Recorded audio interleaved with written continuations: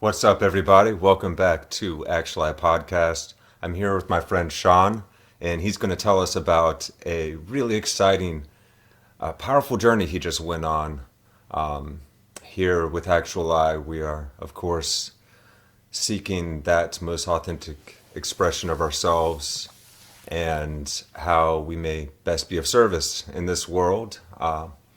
And that often involves a lot of soul searching and wisdom practices, and there's different rituals all over the world that people have been partaking in for thousands of years.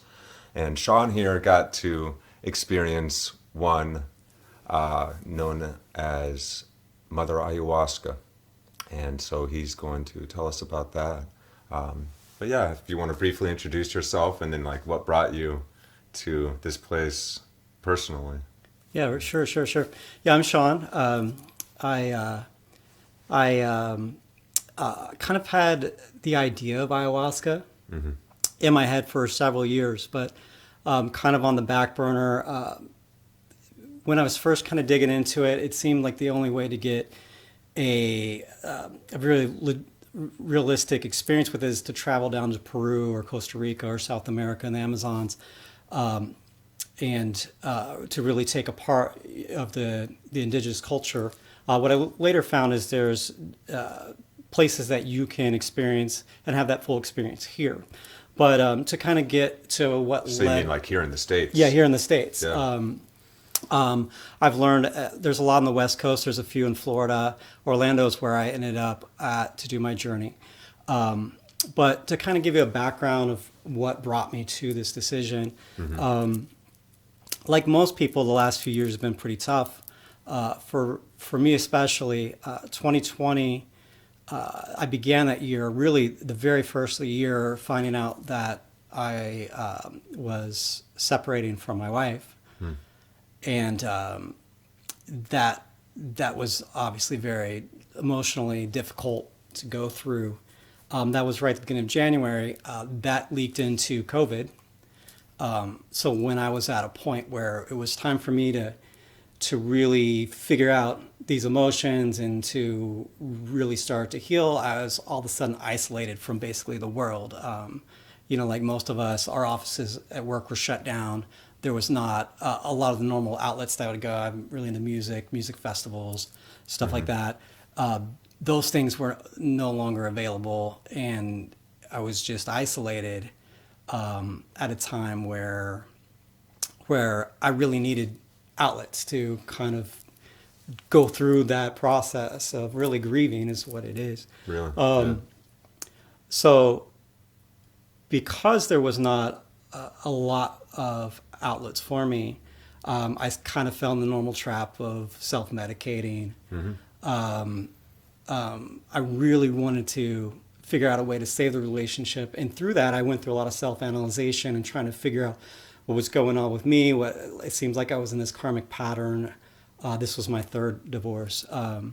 It seemed like I was keep getting introduced to the same relationship situations that kept failing.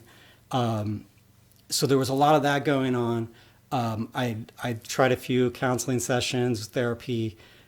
That seemed to be going down a direction where they wanted to put me on some sort of medication, and I was very aware that I didn't want to fall into that trap because from what I've gathered and from the people I know, like it seems like medication is really, it just masks the issue. It doesn't really get to the root of it or solve anything.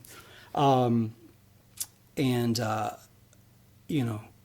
that situation, things got really, really, really dark, like really dark. Depression, anxiety, just a whole lot of just negative emotions that I was just sitting in, and I didn't really have a way to really deal with them.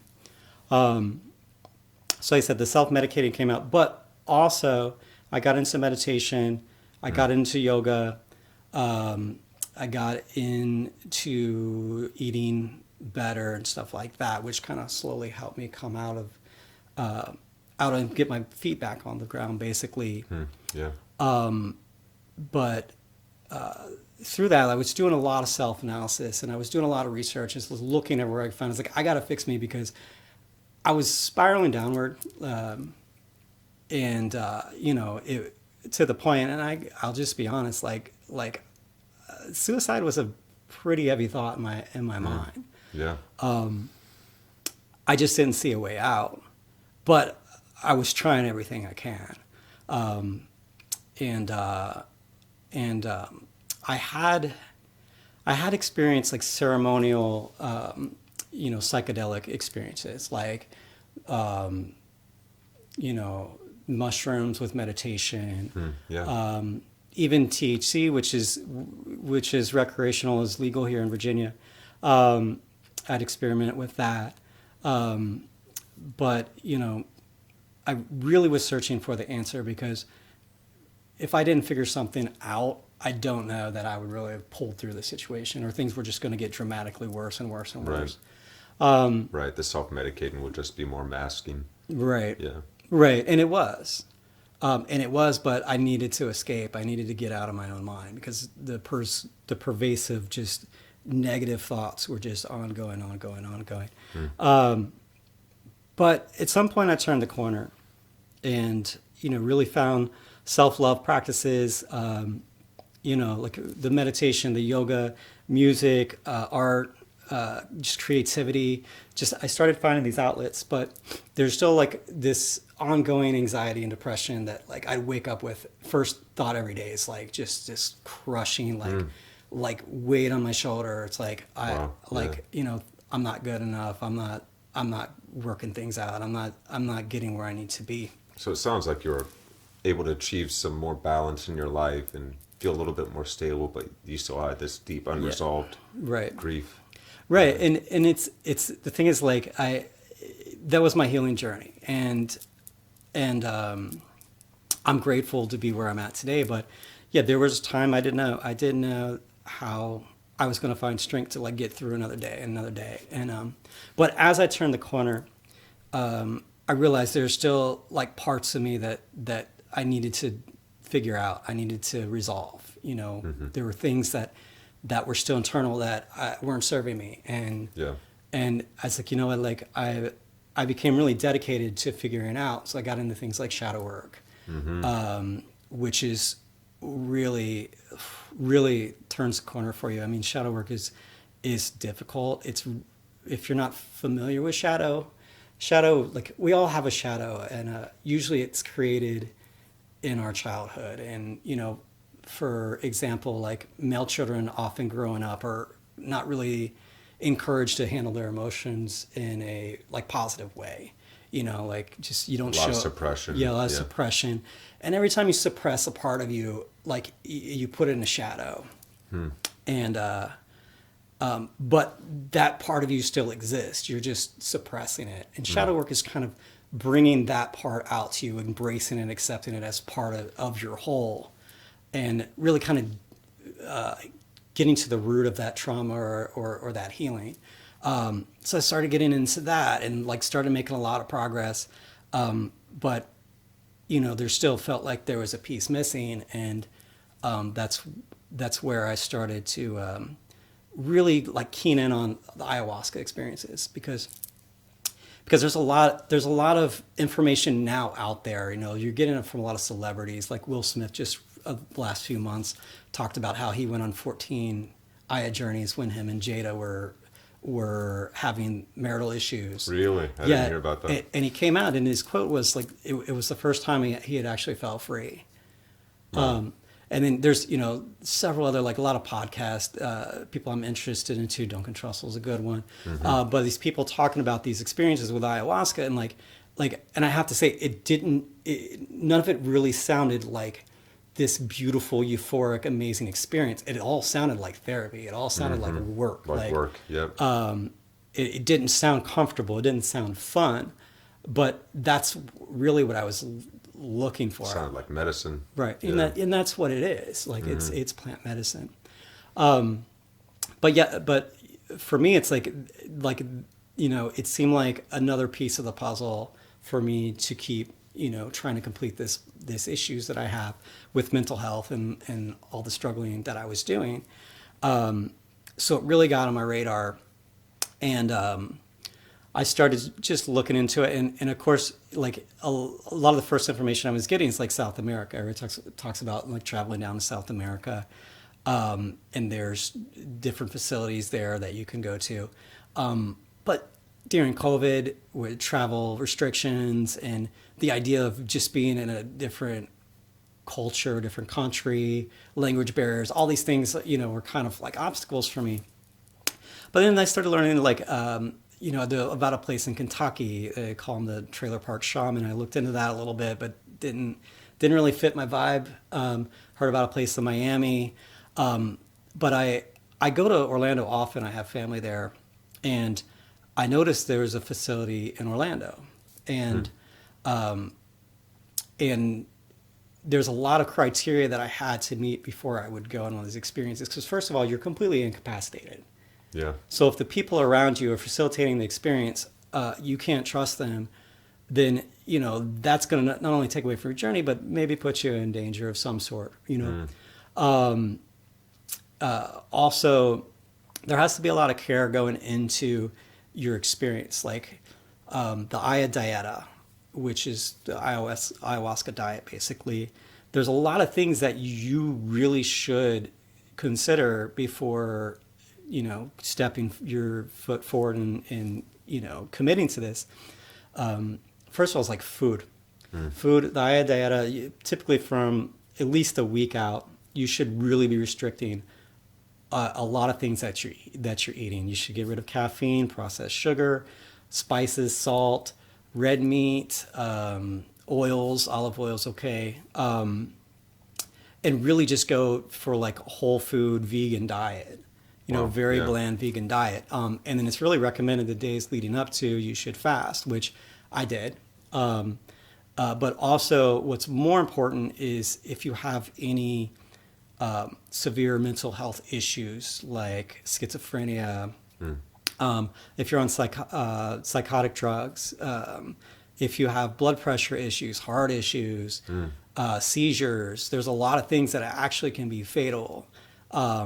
So having a facility that's setting you up for the experience and letting you know all this and really kind of going through all these potential harmful things that you can have in your body that can not interact with the medicine the right way is really important. I mean, it's definitely, there's safety issues. And Sounds like they were really comprehensive. They were. Yeah. They were. They do an intake form and they go through so much, like what prescribed drugs you're taking, what recreational drugs you're using, and what they say there is like, if you lie, you die.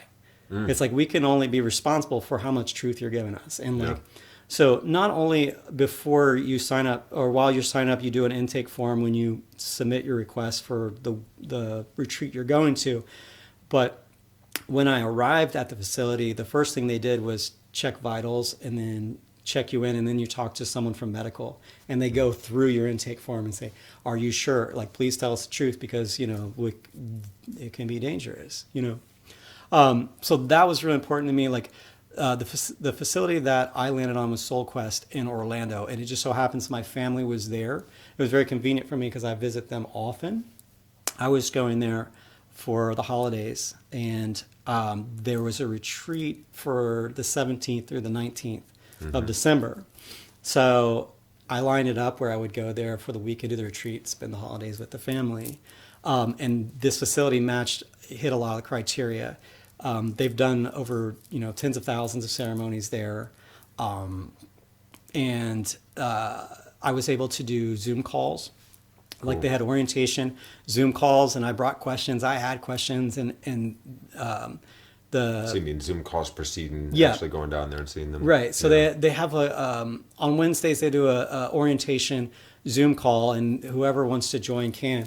And it's just basically prepping you for your experience, going through everything, how to prepare your mind, body, and soul for what you're about to take on. And there's so many things in place. This was a very well-run place.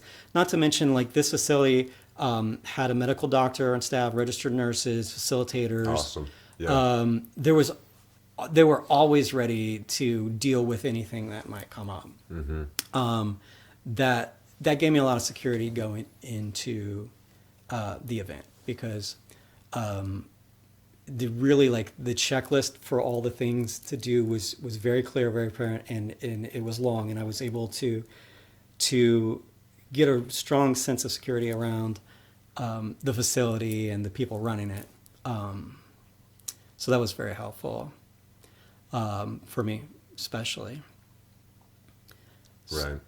So Easing concerns, you can tell they take it very seriously. They've got Right. a lot of experience. right. Yeah. Right. And so I guess from there, I guess we can talk about the experience itself, Sure. if Yeah. you're ready for that. So I Yeah. So when you arrived there, and what kind of stuff were they talking to you when you did the Zoom calls? Zoom calls, we went over everything from what to expect during the ceremony, Okay. what kind of things to bring. Okay. And actually, that's a good point. One of the important things a few things I would recommend to bring to an experience is an extra blanket. Like, Okay. yeah, like, don't underestimate how important that is, because they do provide like I want to call it a cot. It's a mattress on the ground, some thin sheets, and a pillow. But Bare bones. right, Yeah. but the medicine has a way of like reducing your body temperature, making you feel cold. So there's a lot of like shivering and stuff. So that extra blanket, I think, really helped me. They will always, if you ask, they'd always bring you an extra blanket, but it just Yeah. was good But to having have your own blanket, that comfort item, Yeah. is probably helpful. a gum. Gum. Gum. Because purging is very entwined with these events, and we'll get Yeah. into purging later. But if you have to vomit, it's nice to just have some gum, like candy. So, Right. Get that taste out of your mouth. That's Right. smart. 'Cause- That's 'cause- a good plan. Because if you're at the point where you're vomiting, you're probably not good to get up and walk to the bathroom. Even though a facilitator will walk you, it's just easier if you have something there in front of you. But yeah, that was important. But other than that, like, packing light, like, I didn't want to bring too much.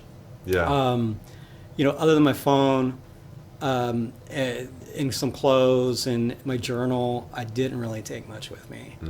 And the blanket, some gum, but Yeah. yeah, but Yeah, because the work is all inner. right, Yeah. right. And in this facility in particular, they feed you. They really have everything to, like, bathroom products. Like, if you want to take a shower, they have soap and shampoo and all that stuff. I mean, bring your own toothbrush probably, but yeah, I didn't want to bring too many distractions. Right. So I brought a book bag with some stuff and my blanket, and that was it. Nice. But yeah, so going to so kind of set the picture. I fasted from 2 days out.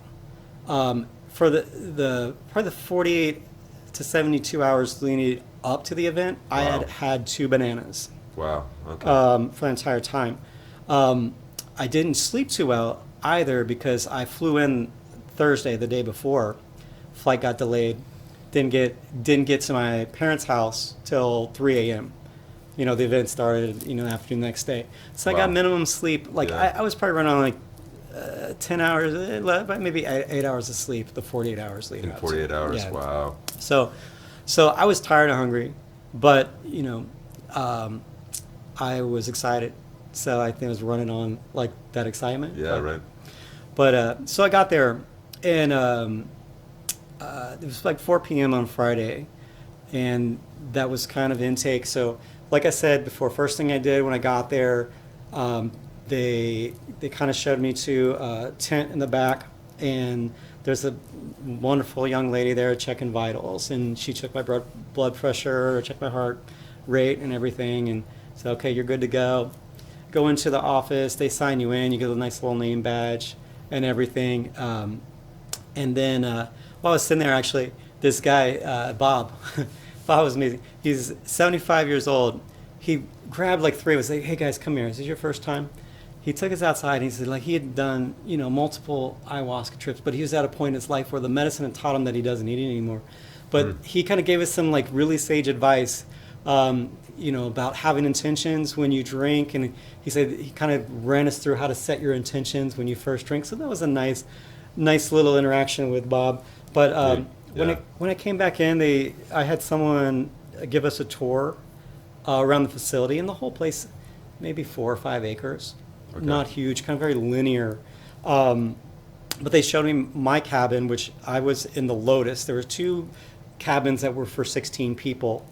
Kind of in the center of the retreat, they had the Maloka, which is a big dome building, big, beautiful dome building. And that fit about 50 people.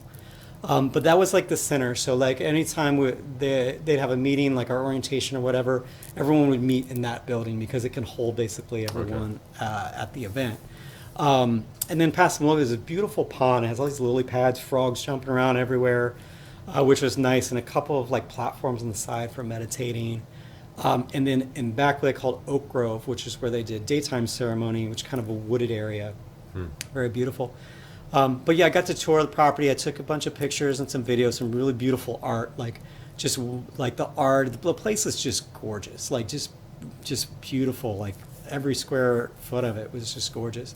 But kind of got acclimated, walked around, talked to a few people, but then somewhere around 6 p.m., 5 or 6, they did like orientation. They brought us in there, and they had one of the staff kind of run us through, talk to us about ayahuasca, reiterate that if there's anything that wasn't said, on your intake that might cause an issue, to say it now, and just kind of gave us the breakdown of what's going to occur, what to expect.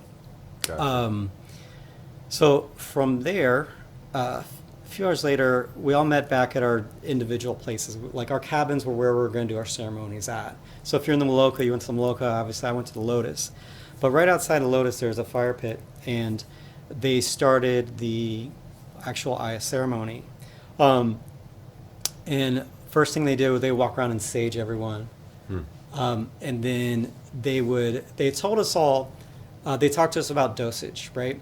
They call a cup or a tablespoon is the amount of a cup. So they said if it's your first time, that you start out with a cup.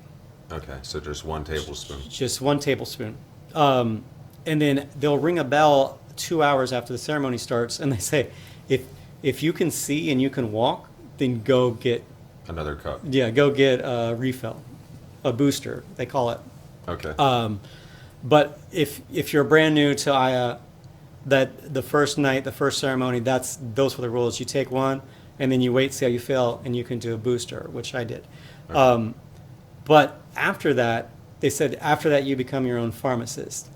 So you'll get to choose for the second, third ceremonies how much medicine that you want to take. But for the first night, it was going to be 1 cup. And so they saged us. We got in line. They said some ceremonial stuff. And you ended up doing 3. 3 ceremonies. 3 ceremonies. Yeah, while you were there. Yeah, 3 ceremonies total. But the night 1 ceremony. And this started about 8 o'clock at night. But I got my 1 cup, and then we went into our cabin. Everyone went into their bed, And what was it like? The actual drink. So it's an acquired taste. Like I've heard it's horrible. It is. So it's syrupy, like very earthy. A lot of people describe it as mud. I've heard people describe it as like taste of feet. It's not pleasant. Right. And it's syrupy, so it doesn't all come out. So you kind of like put water. In there too, don't you? So So the idea, the goal is to just throw it down the back of your throat like a shooter. And try not to taste it. And just try not to taste it. You're going to taste a little, but if you just let it sit in your mouth, your gag reflex will probably kick in. So throw it down your throat, and then you pour a little bit of water into the cup because it's so thick that like residue on the bottom just coats the bottom of these little porcelain kind of shot glasses they give you. And you just put a little water in there, and you scrape it out with your finger, and then you drink the rest. Okay. Right. So like once we got our cup, we went into our cabin, and they start like the ceremony, and like basically what it is, you take your cup and they ask you to put it to your heart and speak your intention into your cup. And then after a while they ask you to drink, and then once you drink, everyone's just kind of instructed beforehand just to be yourself. You want to maintain your own energetic space.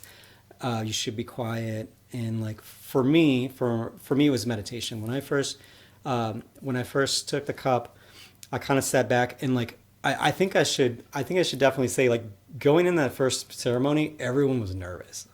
Yeah. I was nervous. I mean, maybe not the people that had come More back experience. Yeah. for this wasn't their first experience, and probably half of the guests there were there, not as their first time, so Okay. as returning guests.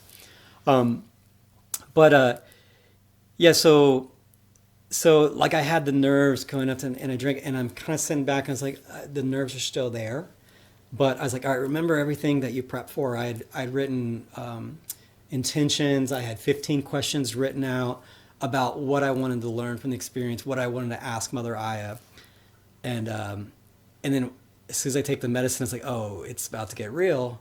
I couldn't recall any of the stuff that I was that I was meaning to ask. Right. Like it just escaped my mind, and I was like, oh wow, what am I about to get into?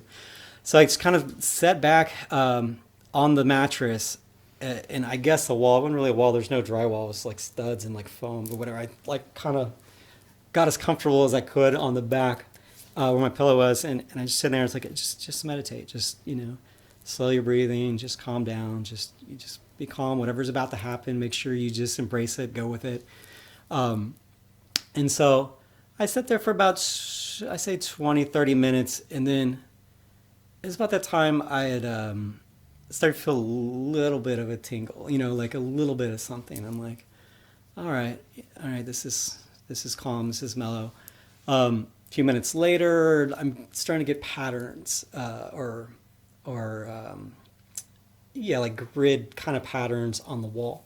Now in the cabin, there's a string of LED lights and candles, but other than that, like it's just enough light to be able to get up and walk out and see where you're going. Gotcha. So, but even with that, I'm seeing, I'm starting to see a little bit of visual like stimulation. Mm-hmm.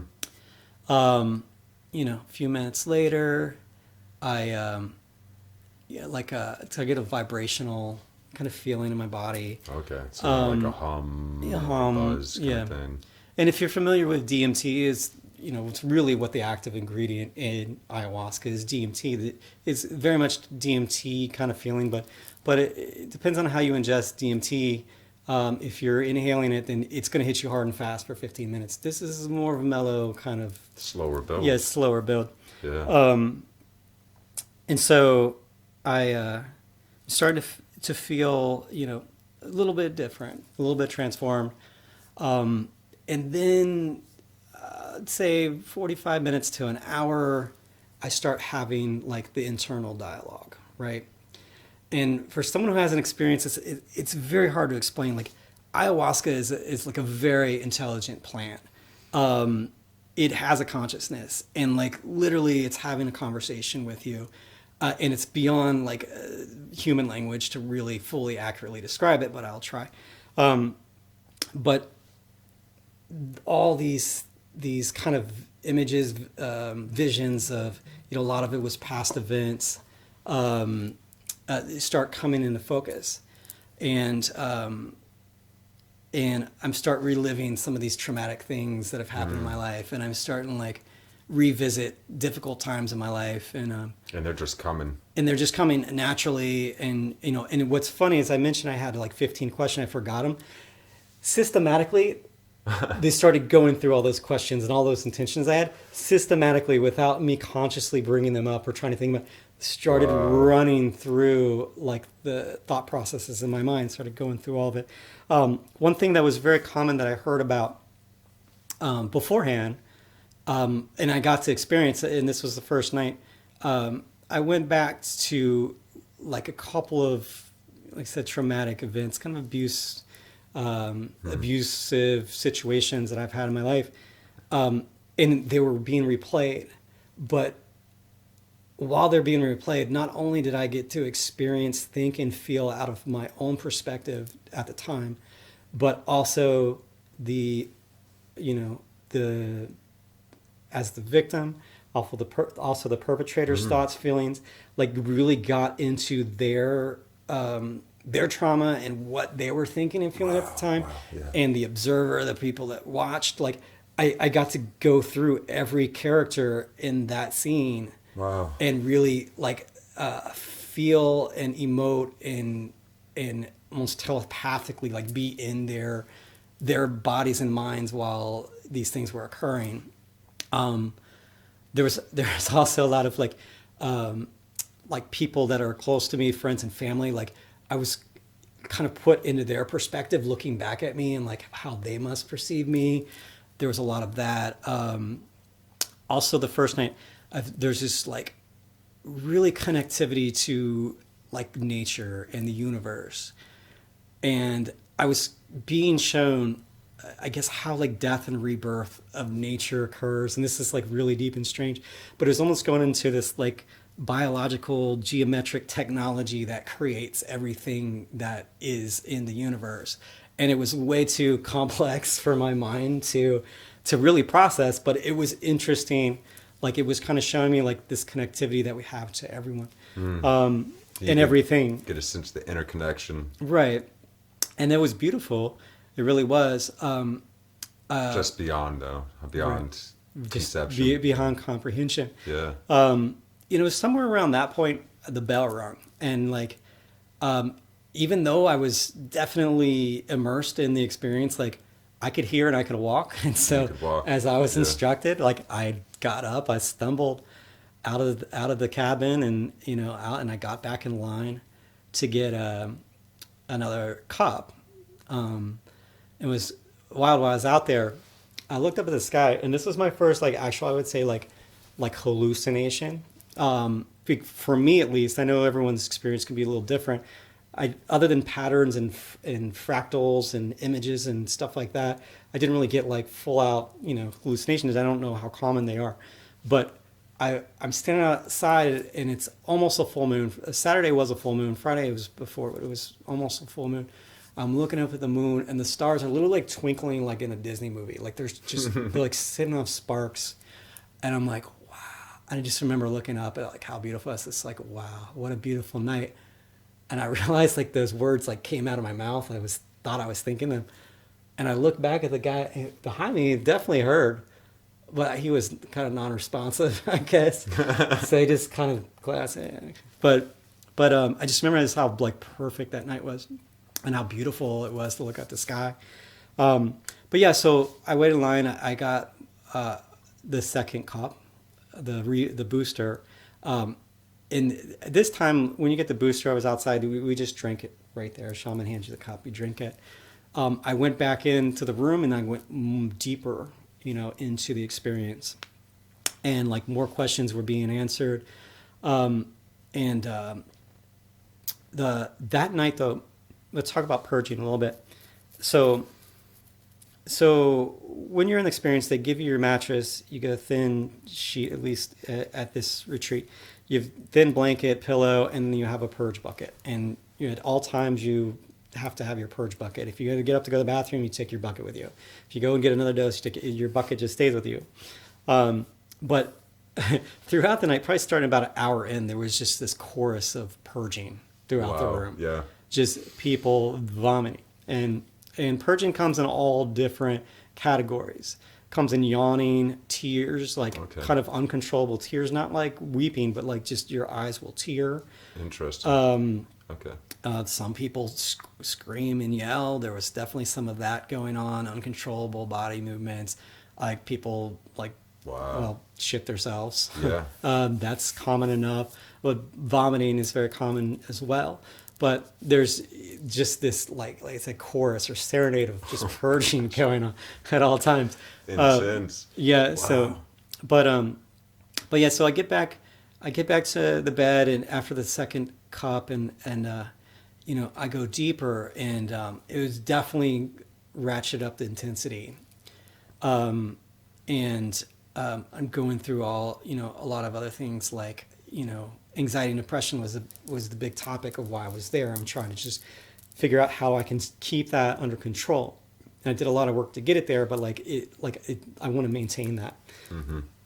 And kind of the overall message that I got was be present, like just to stay in the moment, like just be present. And that correlates to other things that I've learned. And like one of the sayings I love is like, depression is just worrying about the past. Anxiety is worrying about the future. That's awesome. Neither of Yeah. those two can exist if you're in the present and you stay in the moment.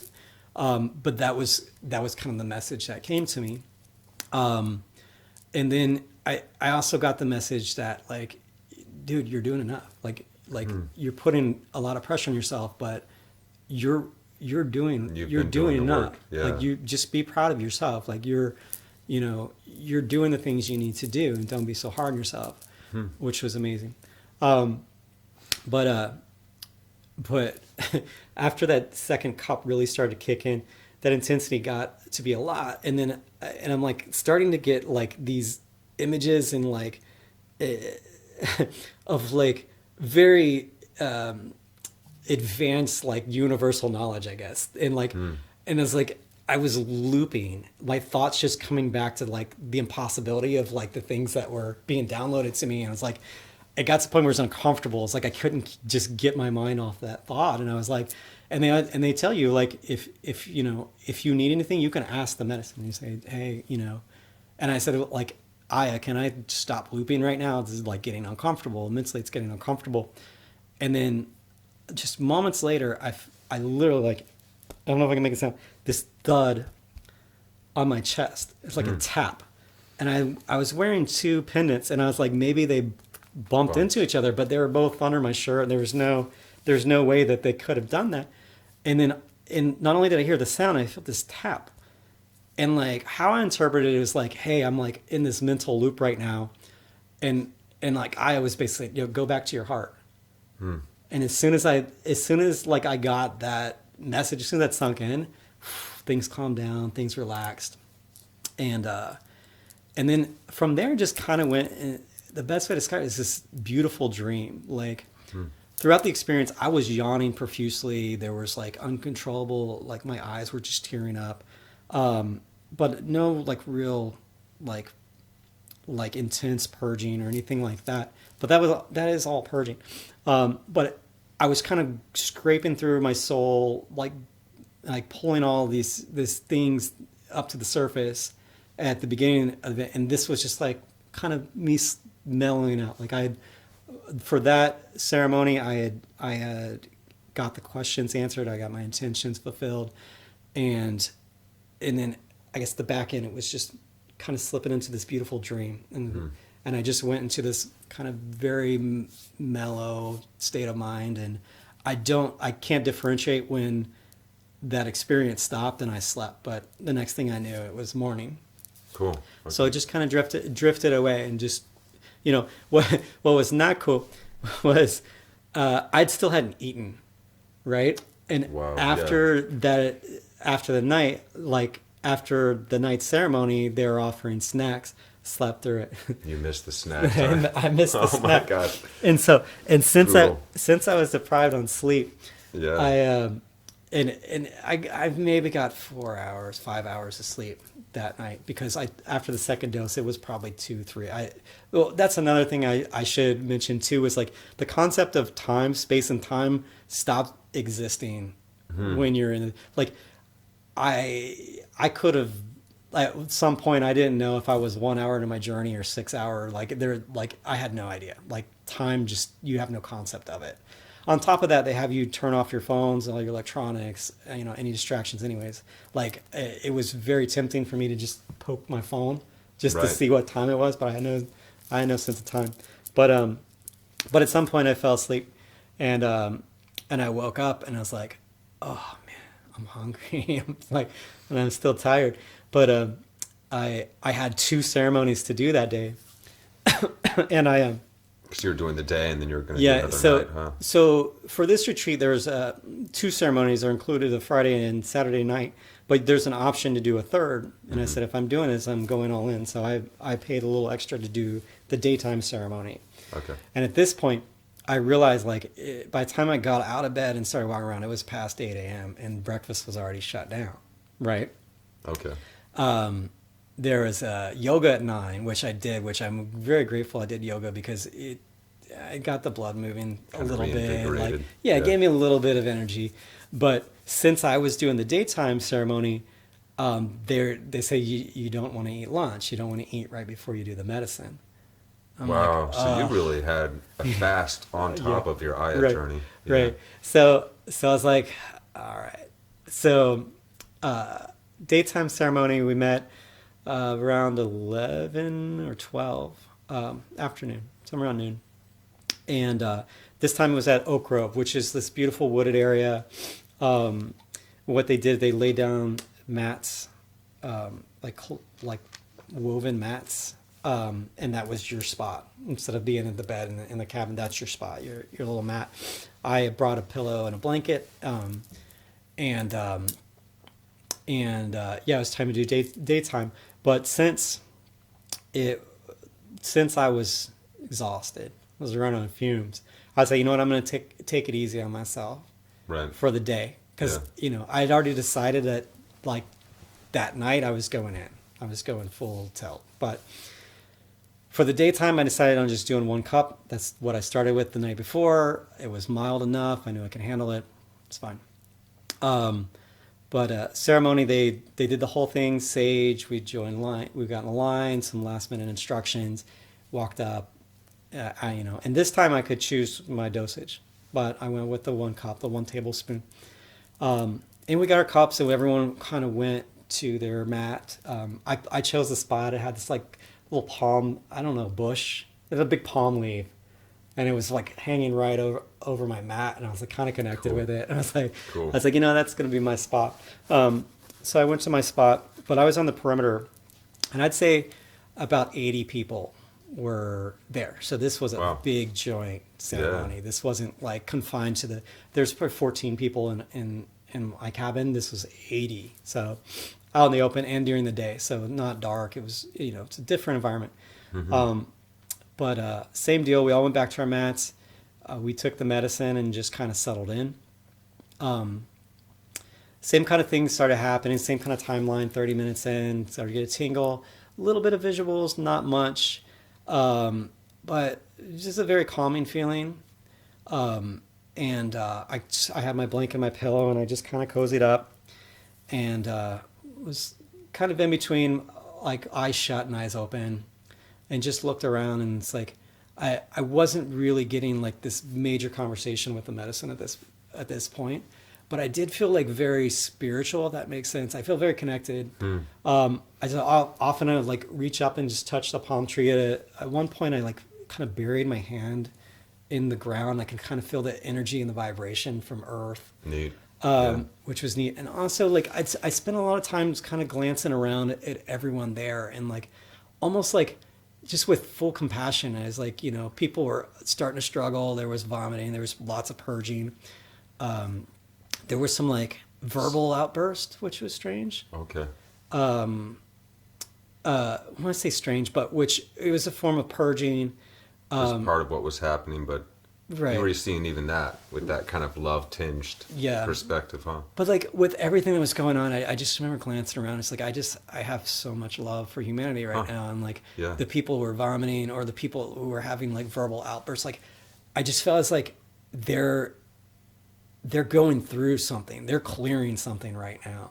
There's something like being removed from them right now, like that. And that was And like that's a good feeling. yeah. And I was like, I felt happy for them that there was some progress being made in their life. Because you had just gone through that, so you knew how Yeah. real, how deep Right. that Right. interaction can get. Yeah. Absolutely. And but what's amazing about the daytime ceremony, they had the live band playing the daytime ceremony. Awesome. Music was amazing. Like so, Icarus or ayahuasca music is like I don't know if that I could ever have connected to it before my experience, but like during and after, like it's just very soothing, just basically lullabies. Like a lot of it's like as an indigenous influence. A lot of it's bilingual, but just the music was beautiful. And on top of that, like the facilitators, everyone's staff, just like were very beautiful people too. Like inside and out, like all very attractive. Just like amazing people. But they would walk around and they would all wear white. That's how you kind of differentiate them from guests to staff. They would all wear white head to toe, and they're like angels just walking around, and like they're always checking on you, like showing you a lot of love and attention. But they would walk around and sing, and somehow they all had like perfect voices. I don't know if it was the medicine or what, but I just remember feeling like that's amazing that these like angels are walking around singing, and it's like just the most beautiful sounds. How cool. But, It sounds like a really magical vibe yeah. that was created Right. in that ceremony. Right. And then so I did lay down for a while, and like I said, I felt very spiritual. At some point, after about 2 hours, the medicine started wearing off, and I kind of set up and was just I had my blankets still in my head, and I'm just kind of swaying with the music and just watching people, and just with a love and admiration for everything that's going on around me. And like what I thought was amazing was like, and I think like the key word for the daytime ceremony was connectivity. I just felt connected, like so connected to everyone. But at some point towards the end of the ceremony, right in the middle, it was like this big oval of people, and right in the middle, like something occurred between two people, and they started giggling, right? I don't know if it was a joke. No, like, I don't even know why. I don't think anyone there knew why. So that giggling went on for a few minutes, and then it turned to belly laughter. And then the few people that were next to them just started laughing. And then the layers, it just kind of reverberated from there. And I'm just watching this, and this took like 15 minutes to develop. And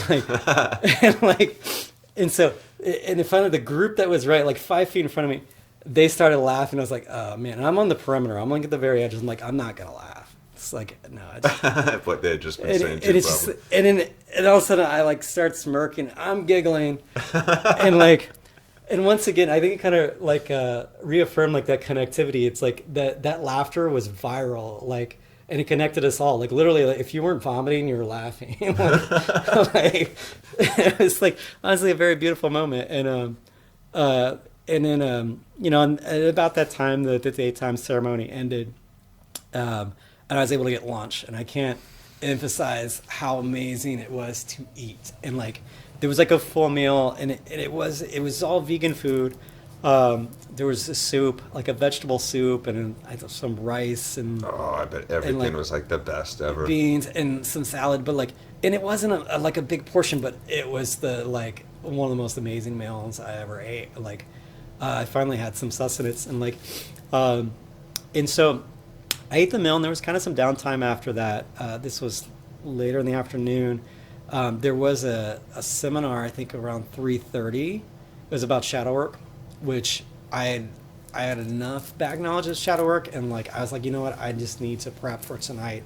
I wanted to just rest, So I did like socialize a little bit and went around and talked, met some people. But late in my cot, I did a little bit of journaling, just kind of getting prepped for the last night. So it's kind of similar for the first night. We all met in the Maloka. Had kind of had some speeches from staff. And then we broke out into integration, which was really cool, because I really think of this event as therapy. And tell us about that integration aspect that they include. So what we all did was we met in our cabins, but we're the 12 to 14 of us, but we split that group in half. So I think we're 6 other people, and what we did was we had one of the counselors, just staff, which is basically a counselor. We kind of went from person to person to person, and described what led you to coming to the retreat, and your first night, and your first in the daytime, and like describe your experience with the medicine. And when it started, I was like, this is probably pretty casual. But as we were going through and just hearing everyone's trauma, and all the things that they had gone through, it got emotional real fast. I mean, and I'm not going to talk about any individuals there, their experiences, but in general, abuse of all kinds that people were dealing with, all types of trauma abuse, or abusive trauma, relationship stuff, mental health issues, depression, PTSD, anxiety, people with anger issues, people who are having difficulty connecting with family members, their kids, with people battling potentially terminal illnesses. So this whole spectrum of like people who are there for healing, and but it was amazing actually. Like I think it's a very important part of the experience was just being able to be there and hear other people and then tell your story, and in a room full of like really supportive people. And the atmosphere in the room was just it's love. There's a lot of love and compassion for each other. And that was really neat to get that. And not only did we do that Saturday, late afternoon, evening, we also did Sunday. Sunday there was no ceremonies, but we had an integration, and there's some other things that we did on Sunday before we departed. But yeah, after the integration, there was a little more downtime, and then the anticipation was building up for the night ceremony. And What time do they do the ceremonies at night? I think it started around 8:30. Okay. And they called it ayahuasca time, so it was never on. Generally, it was around 8 o'clock. It Okay. wasn't like we start right now. Yeah. But yeah, so I started getting prepared for that. And for me, it was just laying on my mattress a lot, just trying to breathe and like.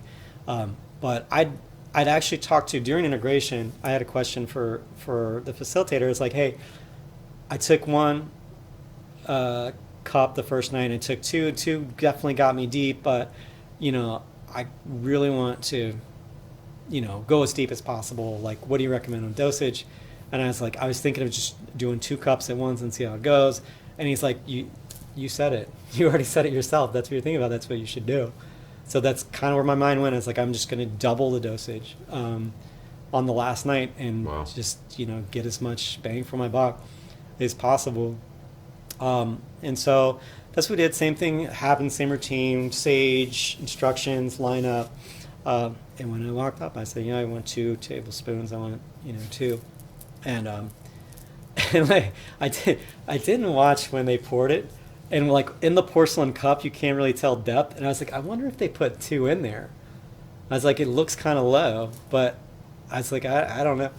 But I went to the cabin thinking that maybe they only put 1, and I get in the cabin, and they start the ceremony, heart to or cup to your heart, silently, whisper your intention into your cup, raise your cup, drink it. And when I drank it, I was like, oh yeah, that was definitely 2 tablespoons. Like, there's definitely more volume there than the first time. But I rinse it out and swig the rest, and like, I was like, okay. But then I was like, all right, same routine. I'm just gonna sit back on my mattress and just, be calm and wait for everything to start. I didn't have the nerves that I did the first night. I thought I was, at this point, I say a veteran, but I had experience. This wasn't my first rodeo anymore. So I sat back and just kind of waited for things to happen. And but this time was about 20 minutes in. I started to feel like the come up. I started to feel tingly. Not long after that, I'm looking around, and there's kind of vibrant visuals going on, and patterns and graphs and symbols, and like I was like, all right, this is hitting a little differently. It's not only coming on quicker than before, but this is already more intense than the previous journeys were. And so I was like, all right, well, let's just breathe through it. 5 minutes later, 5 minutes after that, the intensity really starts ratcheting up. Talking visuals, patterns, graphs. My thoughts are starting to fire like warp speed. And shortly after that, I had that first thought of like, am I gonna be all right? Like, this is I've had experiences before in my past with psychedelics, and like, but this is getting a little bit to be too much. But that was my first thought. I was like, just you think your way through it. Just work your way through it. Just let things flow. You'll be all right. And I tried that for a little bit, and like, all of a sudden, like, I felt like like my heart was beating out of my chest. Like I can like hear my heartbeat at this point. And I started becoming very uncomfortable. Like I kept switching positions and I'm like just writhing around my mattress, just trying to get comfortable. I feel like maybe I was sweating a little bit too. Wow. And then I was like, all right, just breathe through it. I'm not holding my breath as long as I could. Like I felt like my breath was getting shorter. I was like, all right, well, drink water, maybe drink water. And then before you know it, I'm like mentally panicking. Yeah, It sounds like the writhing, the yeah. breathing faster. Yeah. And so I'm like, okay, you're gonna be fine. You're gonna be fine.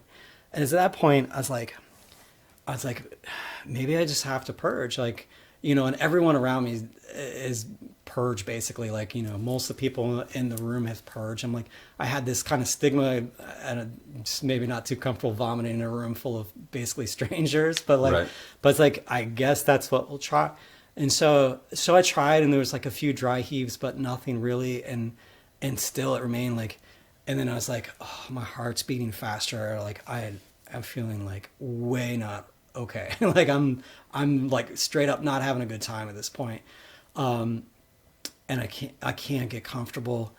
And, and I have my purge bucket and I kept coming back to it, but still couldn't. Like I was dry heaving for sure, but nothing was coming out. And I was like, oh, I'm shutting down. And in my mind, like the patterns and the visuals in the movie screen behind my eyelids was becoming so bright. It was almost like hot to shut my eyes, but like Wow. there was literally no difference with my eyes open or closed. I was getting all the same visuals were the same. visuals. Wow. Like vision didn't matter at this point. Yeah. And it's like, it just felt so hot. And I was like, and I remember they had told us that if things are like get too intense, they can give you, there's a couple of things that they can provide. Rapé is one of them. I'd like to talk about that a little bit actually, but also like a lemon, salted lemon. And the salted lemon, you eat it and it takes the edge off. It basically reduces the intensity. And I was like, my internal dialogue is like, dude, you're dying. You should probably tell one of the facilitators. But I'm still like trying to process, like, am I just kind of being a little bitch about it right now? Or should I but this felt very intense. And like, I kept like trying to get eye contact with the facilitator, but I just, for some reason, didn't want to open my mouth and ask.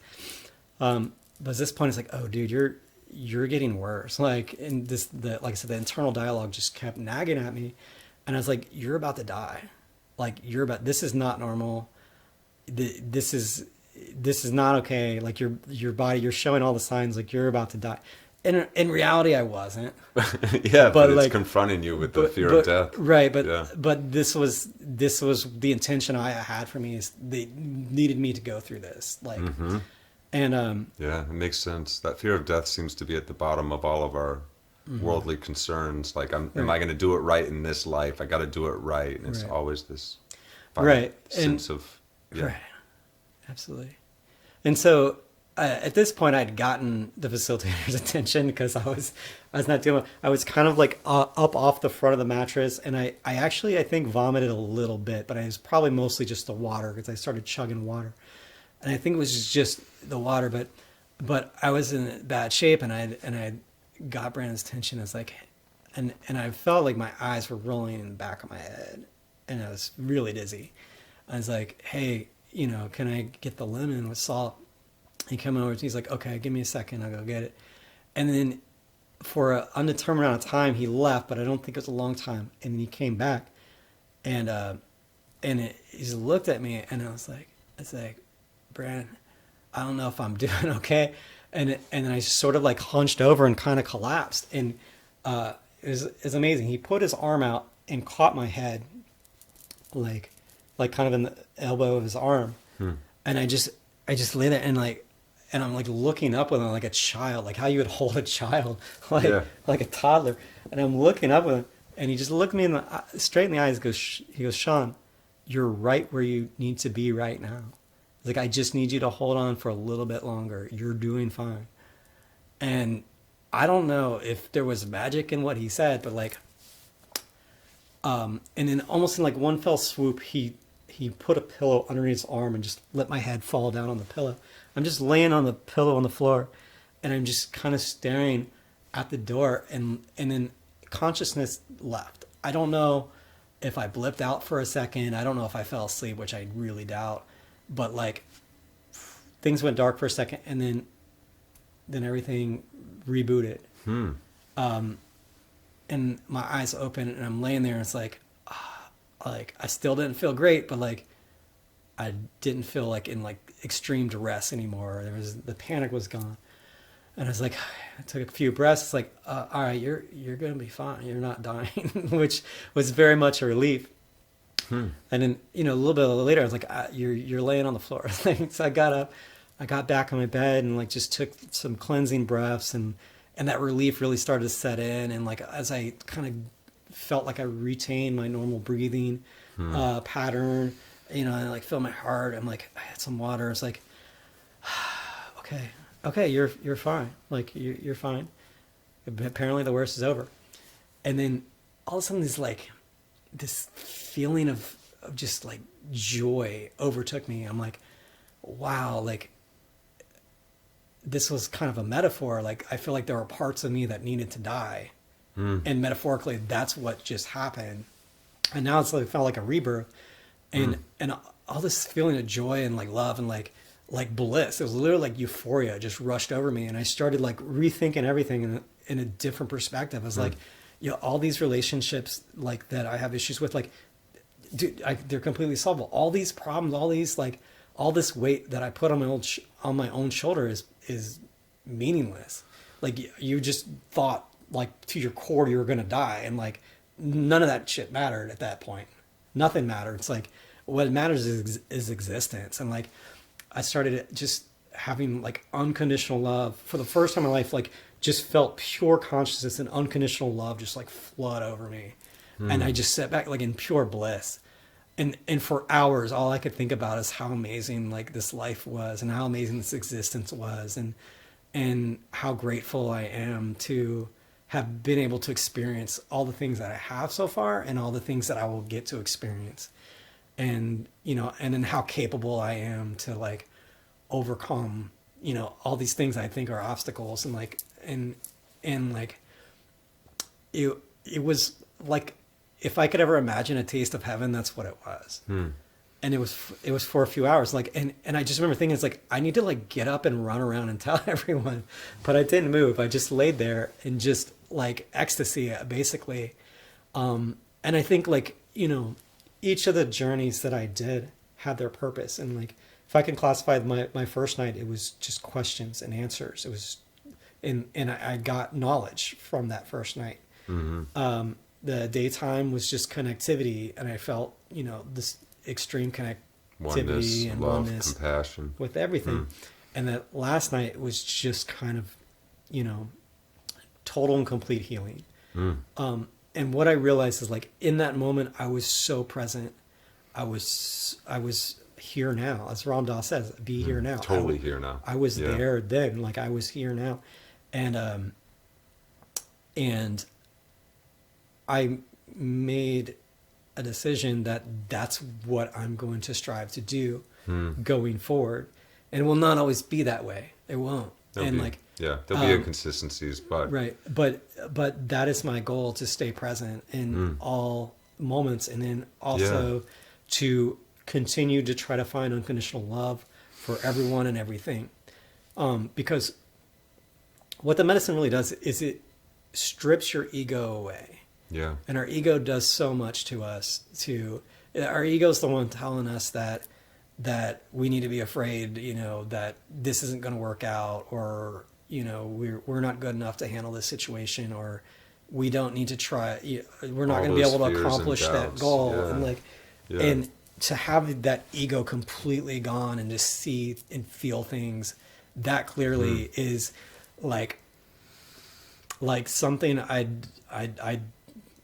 don't know anyone personally that can relate to that. Like, I can see why you would call it being reborn, in a sense, because you had woken into true presence, the mind's typical monologue was totally absent now. You were in a state of pure bliss and connection, realizing how holy this eternal moment is that we're all cast into. And so I can see this deep commitment to honoring experience. And with the DMT and ayahuasca, it's said that they can trigger these near-death experiences. It sounded like you had a very real near-death experience. It was visceral. Like in the moment, like looking back at it, I was, like from a very superficial way, I was just tripping in a cabin and losing my mind.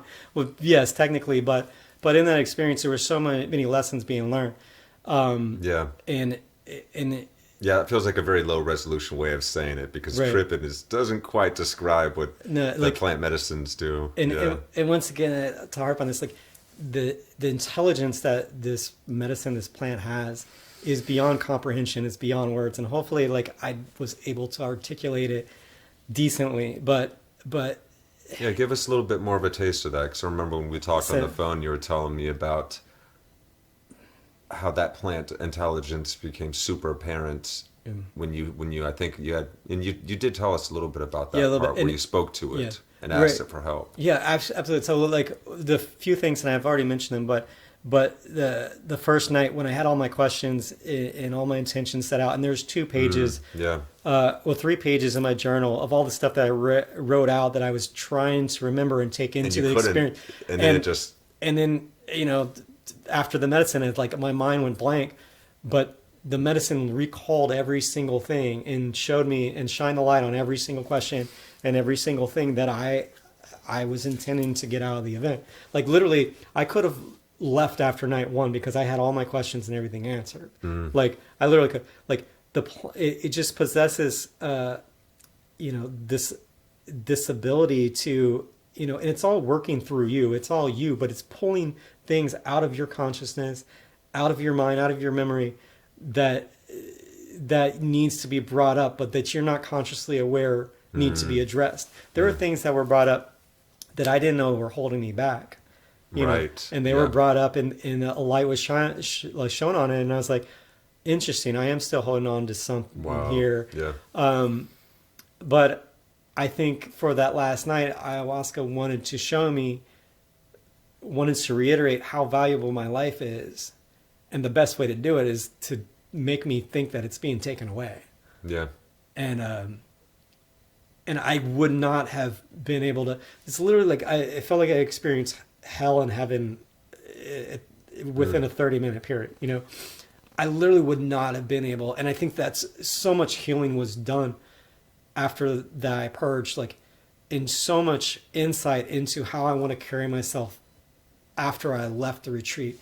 I was gained in those 2 to 3 hours of just sitting there in just absolute bliss, knowing that this is like my true nature is to feel this way and is to be in this state of mind. And for me, I'm so motivated taking that with me outside of it. I've been really digging into and that true nature, like, sorry to cut you off, but it's like that it has a very home kind of feeling to it, doesn't it? There's a depth and a trueness to it that's beyond. Right. Yeah. Like I feel at our core that's what humans like are intended to be. Like we're supposed to be more connected. We're supposed to be compassionate. We're supposed to have unconditional love for each other. And we lose our way. I think we're programmed growing up from very young to be in these structures, whether it's religious, government, our education system, financial systems. Like we're kind of put in this box of how to act, think. And we're programmed, and like I don't think that's our thoughts govern us. Our minds end up governing us instead of being like a tool for our awareness. Right. Yeah. Well, how it's put to me, which I really like this explanation, is like, our parents were trained by their parents to be programmed a certain way, and their parents' ego, in order to help protect their children, put these standards on their kids, which they adopt and eventually create their own ego and just gets passed generation. But it's not really aligned with like our true nature as human beings. Like we, if you're in the chakra systems, I think most of us are really operating under our root, our sacral, and our upper abdomen. And none of us not really know how to open our heart chakra up and really like know how to feel and compassion and like true love for our existence and other people. Yeah. And that love gives us a depth of wisdom and understanding that you can't quite get through mentalization alone. Right. It seems. Yeah. Right. But no, like going forward from this experience, like what those few hours has really instilled in me, it's like I need to strive to be in that space as much as possible.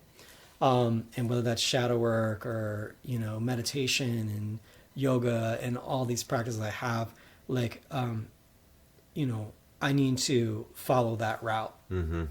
And do those things that keep us oriented. And that's where my long-term healing lies, is being present and pursuing that state of mind at all times. And that's where it's landed me, for sure. Awesome, brother. Awesome.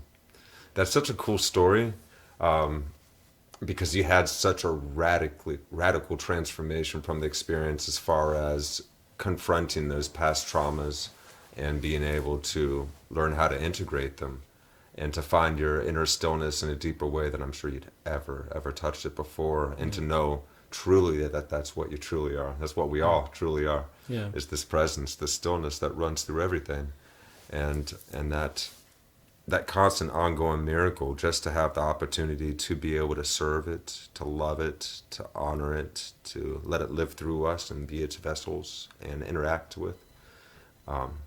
We become co-creators in this shared reality, and I think that's where the great hope lies for humanity. Amen. Yeah, man. Mm-hmm.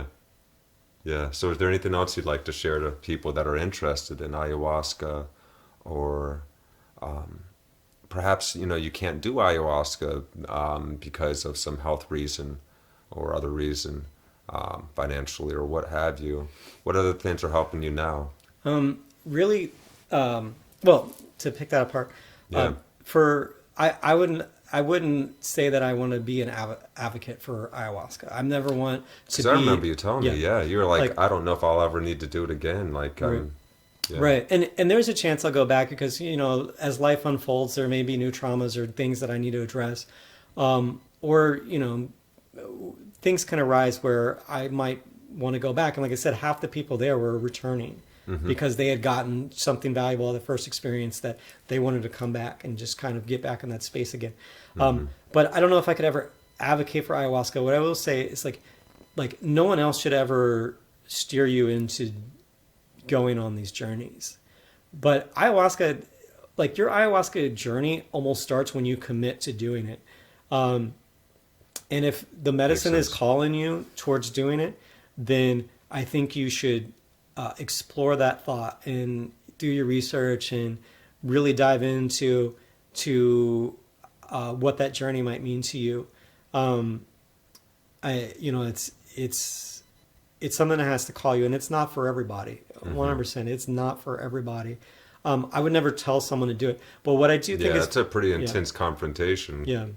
But what I do think is important, and now that this is becoming, the awareness of this is becoming higher and higher in the Western world, I do think that information should be out there. People should have education on it, or should have access to knowledge about it, because you hear of PTSD being cured, depression, anxiety, and I'll tell you, ever since I left that retreat, I have not felt depression and anxiety. Wow. I haven't. And, it's granted, it's only been 3 weeks, but that's huge though. But I mean, that's saying something. But there's so many people, drug addiction, alcohol addiction. There's so many people that have these, really amazing testimonies coming out of these ceremonies. Just talking to you earlier, Ron White, the comedian, which I don't know much about. I just knew he was on Joe Rogan. He was talking about how he went there and he's no longer an alcoholic. He went there because the story was pretty amazing. Yeah. Their alcoholism. Yeah. And I think that the Western world is so, we're so trained to trust our current medical industry and not really consider alternative ways of dealing with things, natural ways, holistic ways of dealing with, you know, mental illness and all other things. Because let's face it, like we all dealt with some sort of trauma, even if it's just COVID. Like we're all dealing with something, and you know, I would say if this calls you, explore it. You know, explore the idea, because it has a pretty high success rate with people who are trying to heal. Yeah, and like you said, it seemed like it's you that's doing the work. It's just helping reveal Right. the depths of you. Right. And they say like the ayahuasca is like 2%, like the actual journey is 2% of the work. The other 98 is what you do after it. But what it does is it shines a light on the issues. It reveals what needs to be worked on. Yeah, And like then, the scene that you were taking on, the different people in the situation. That's really intriguing, the way that it allowed you those different perspective angles, and that gives you an insight into the heartfulness of what the medicine avails us. It's this heartfulness that we have that really widens our perception. We're much more considerate and able to take in more information with this interest and understanding. And that interest and understanding, that's just another hue of love, isn't it? Yeah. Absolutely. Yeah. Yeah. Yeah. How cool. There was something else I wanted to ask, and I want to see if I can remember before we go. You had described how it gave you detail too. So that's another interesting aspect with the plant medicines.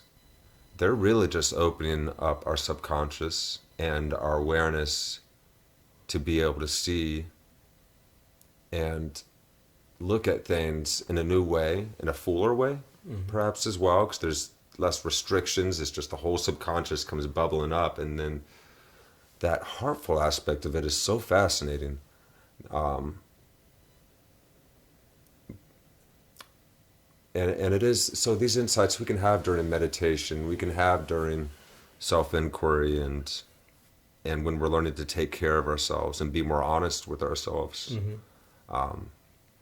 So it's really cool. That's where the plant medicines are taking you. It's the same place that we're all kind of afraid to go, you know. And that's why we don't meditate for 2 hours every day like we know we're supposed. But You're right. the more you do, the better it's going to get, you know. And so something like ayahuasca is just like, hey, all right, I'm loading myself into the cannon. Here we go. Right. And I think that's an important point. It's like Ayah is kind of a bridge to get you to this level of consciousness that most people can't really achieve unless don't even know exists. Unless they are, you know, like very very experienced in meditation, or, you know, just on a higher spiritual level. You know, like it's a tool, maybe someone would say a shortcut, but it's a tool to get you there and give you a glimpse of how, what a better reality can and should be.